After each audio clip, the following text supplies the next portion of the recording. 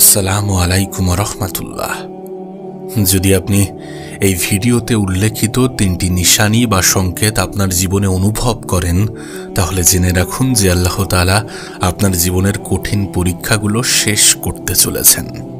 আপনার রবের উপরে ভরসা রাখুন এবং তাঁর উপরে সন্তুষ্ট থাকার চেষ্টা করুন, কারণ আমাদের পরিকল্পনা রবের পরিকল্পনার কাছে কিছুই নয়।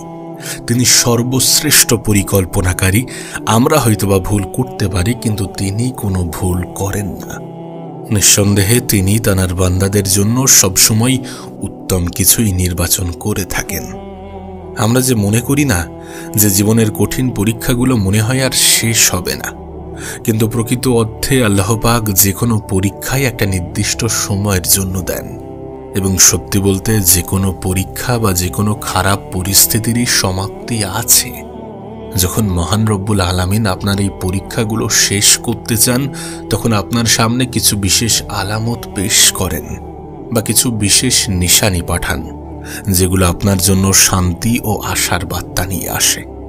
আমরা হয়তোবা মনে করি যে আমাদের পরীক্ষাগুলো আমাদেরকে ধ্বংস করতে আসে, আমাদেরকে দুর্বল বানাতে আসে, কিন্তু প্রকৃত অর্থে বাস্তবটা এমন নয়।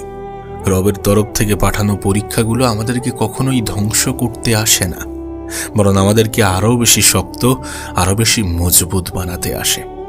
আপনি দেখবেন একজন যোদ্ধাকে যুদ্ধের জন্য প্রস্তুত করতে একটু কষ্ট দেওয়া হয়, একটু তাকে পরিশ্রম করতে হয়, একটু স্ট্রাগল করতে হয়। বিষয়টা ঠিক এখানে তেমনই। আপনাকে যে পরীক্ষা দেয়া হচ্ছে নিশ্চয়ই কোনো বিশেষ প্রস্তুতির জন্যে, নিশ্চয়ই আপনাকে কোনো পুরস্কারে পুরস্কৃত করার জন্যে।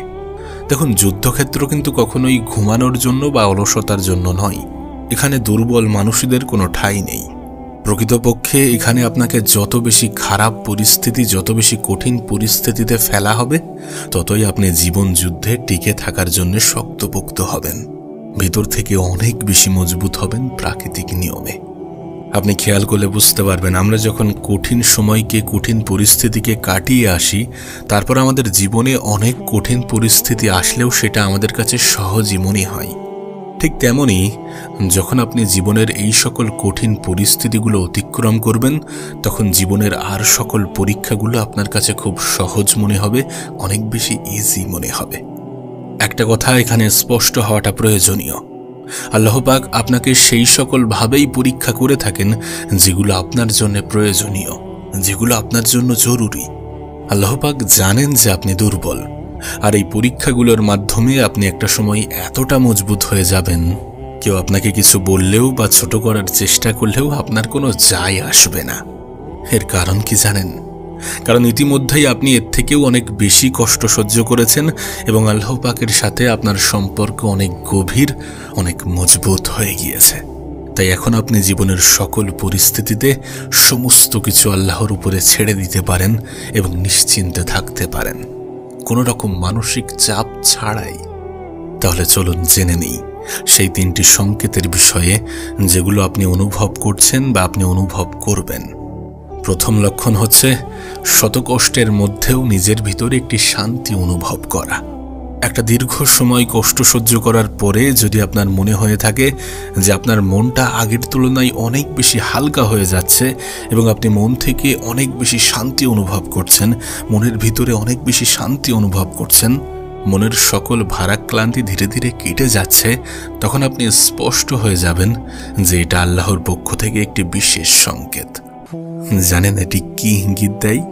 এটি ইঙ্গিত দেয় যে আল্লাহ তাআলা খুব দ্রুত আপনার কষ্টগুলোকে কমিয়ে দিতে চলেছেন, আপনাকে অনেক বেশি মানসিক শান্তির অধিকারী বানাতে চলেছেন। আপনি তো জানেন মহান রব্বুল আলামিন উল্লেখ করেন যে আল্লাহ তাআলা কোনো প্রাণীর উপরেই তার সাধ্যের বাইরে অতিরিক্ত কিছু চাপিয়ে দেন না। তাহলে আপনি কেন এটা মনে করব যে এই কঠিন পরীক্ষাটা শেষ হবে না? যদি একটা পরীক্ষার সমাপ্তিতে আর একটা পরীক্ষা শুরু হয়, তাহলে মনে রাখবেন এটা একটা বিশেষ ইঙ্গিত, এটা একটা বিশেষ বার্তা যে আল্লাহ পাক আপনাকে অনেক বেশি নিকটবর্তী করতে চাচ্ছেন। মহান রব্বুল আলামিন আপনাকে ভালোবাসা দান করতে চাইছেন, রহমত দান করতে চাইছেন। তিনি হয়তোবা আপনাকে ততক্ষণই পরীক্ষা করবেন যতক্ষণ না আপনি তাঁর ভালোবাসাকে চিনতে পারেন। তবে মনে রাখবেন যে পরীক্ষা যদি একটা দীর্ঘ সময় ধরে আসে, একটা দীর্ঘ সময় ধরে হয়, তার মানে এমনটা নয় যে আল্লাহ পাক আপনার উপরে নারাজ, জীবনের অনেক পরীক্ষাতে আমরা এটা মনে করি যে আমাদের আল্লাহ বুঝি আমাদেরকে শাস্তি দিচ্ছে, কিন্তু বিষয়টা এমন কেন ভাবছেন আপনি? জীবনের বেশিরভাগ পরীক্ষাগুলো আমাদের জন্য শাস্তি স্বরূপ আসে না, বরং আল্লাহ পাক আমাদেরকে মহব্বতের সহিত বেছে নিয়েছেন। এবং সত্যি বলতে এটা হওয়ার সম্ভাবনা অনেক বেশি যে আপনার এই পেরেশানির জন্যই, আপনার এই পরীক্ষার জন্যই আপনি ভাগ্যবান। আসলে আমরা এটা ভুলে যাই। আমরা ভুলে যাই যে দুশ্চিন্তা মুমিনের জন্য একটি নিয়ামত। যদি আল্লাহ পাক আমাদেরকে এই পরীক্ষাগুলো না নিতেন, তাহলে কিভাবে আমরা আল্লাহর সাথে যুক্ত হতাম? মহান রব্বুল আলামিন পরীক্ষার জন্য তার সৎ বান্দাদেরকে বাছাই করে নেন। তাই আপনার কাছে অনুরোধ করতে চাইব যে নিজের উপরে সন্দেহ করবেন না।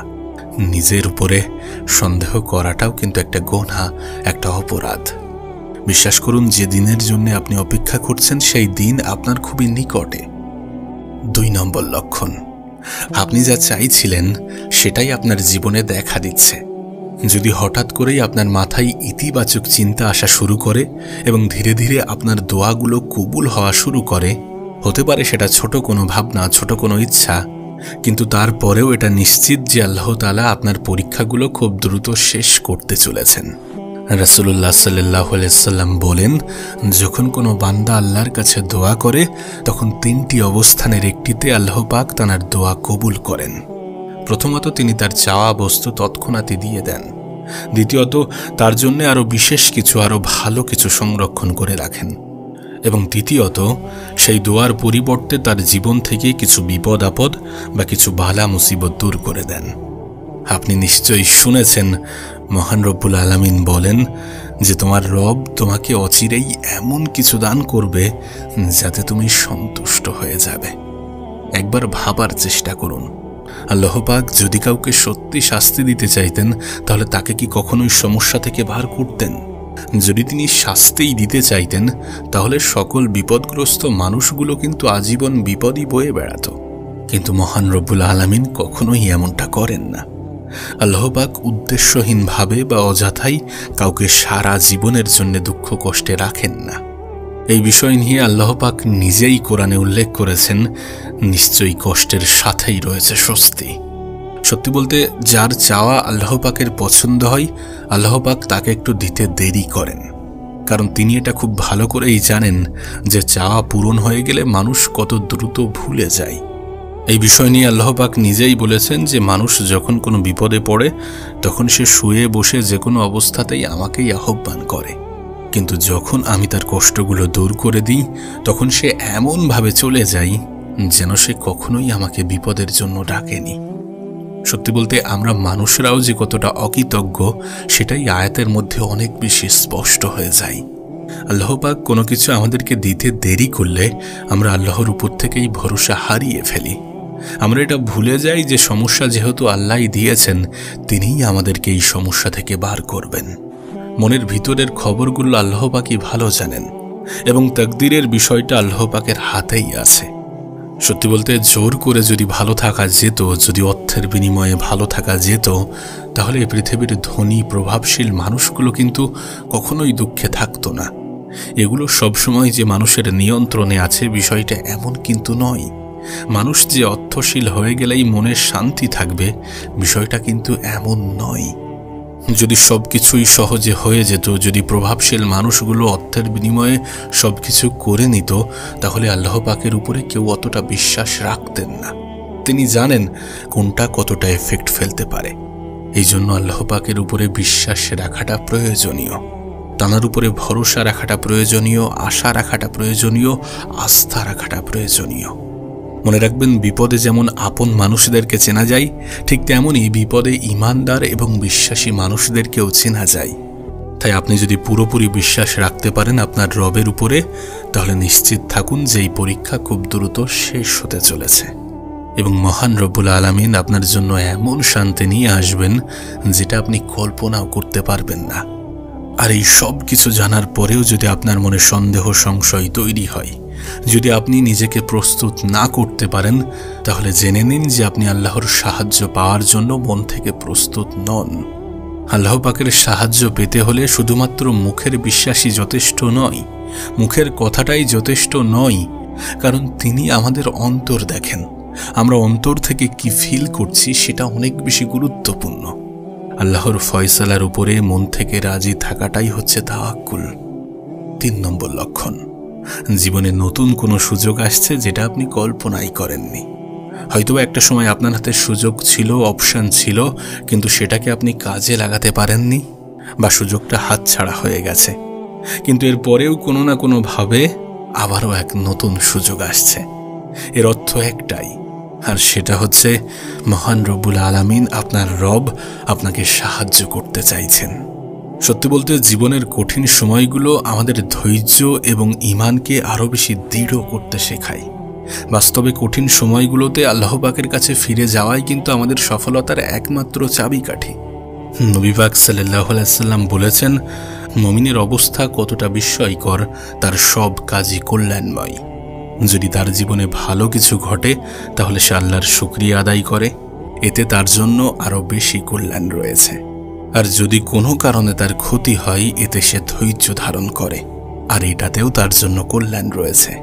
তাই বলছি, জীবনের সকল অবস্থাতে আল্লাহ পাকের শুকরিয়া আদায় করুন এবং ধৈর্য ধরে আল্লাহ পাকের রহমতের জন্য অপেক্ষা করুন। ইবাদত এবং দোয়া চালিয়ে যান, কারণ এটি আল্লাহ পাকের নৈকট্য লাভের, আল্লাহ পাকের নিকটবর্তী হওয়ার একটা বিশেষ সময়, যেটা হয়তোবা বারবার আসবে না। জীবনের যে কোনো সুযোগকে আল্লাহ পাকের বিশেষ দান বা রহমত হিসেবে অ্যাকসেপ্ট করুন। কঠিন সময়ের পরীক্ষাগুলো কখনোই দীর্ঘস্থায়ী নয়, কখনো চিরস্থায়ী নয়। এটি খুব দ্রুতই শেষ হবে ইনশাআল্লাহ, এবং আল্লাহ পাক আপনাকে এমন মর্যাদা দান করবেন যেটা হয়তোবা আপনি কখনো ভাবতেই পারেননি। শুধু আল্লাহ পাকের উপরে ভরসা রাখুন, ধৈর্য ধরুন, সর্বোপরি রবের শুকরিয়া আদায় করুন। আপনাকে বলবো যে রবের পরিকল্পনার উপরে ভরসা রাখুন, কারণ এই বিষয়ে আল্লাহ পাক নিজেই প্রতিশ্রুতি দিয়েছেন এবং আল্লাহ পাক কখনোই তার প্রতিশ্রুতির ব্যতিক্রম করেন না। জীবনের যে কোনো পরিস্থিতিতে রবকে অভিযোগ করা ছেড়ে দিন এবং নিজেকে প্রস্তুত করুন উত্তম পুরস্কারের জন্য, কারণ কষ্টের সাথেই রয়েছে স্বস্তি।